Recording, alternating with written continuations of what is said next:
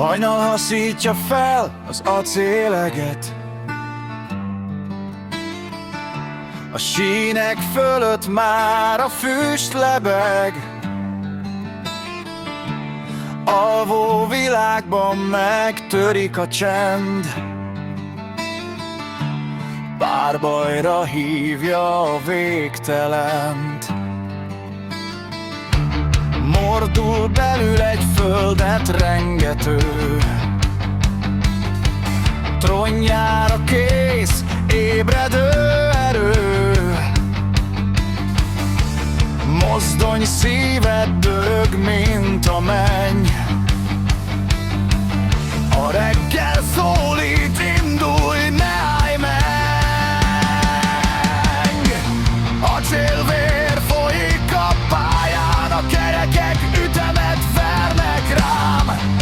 Ez az én harcidalom, mert vasutasnak lenni jó, mint gépszívű hős a viharban állok. A sínpár tüze végig kísér, mikor a várost ketté vágja a vonat morajló árja.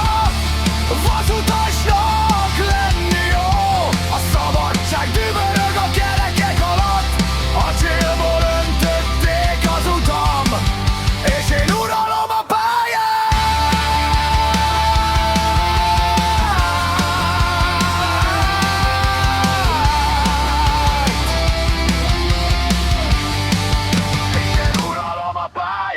Éjszaka szél tépi a kabátomat, a jelzők fénye szembenéz velem. A mozdony üvölt, mint farkas falka, vadsüvítő orkán. Vérem lüktető lába a torkán. Füsttel írja fel az égre, nem félek sem tűztől, jégtől. Ez az én örök dalom, mert vasutasnak lenni jó, mint gépszívű hős a vihart is állom. A sínpár tüze végig kísér, mikor a várost ketté vágja a vonat morajló árnya. Vasutasnak lenni jó, a szabadság dübörög a kerekek alatt. Acélból öntötték az utam, és én uralom a pályát.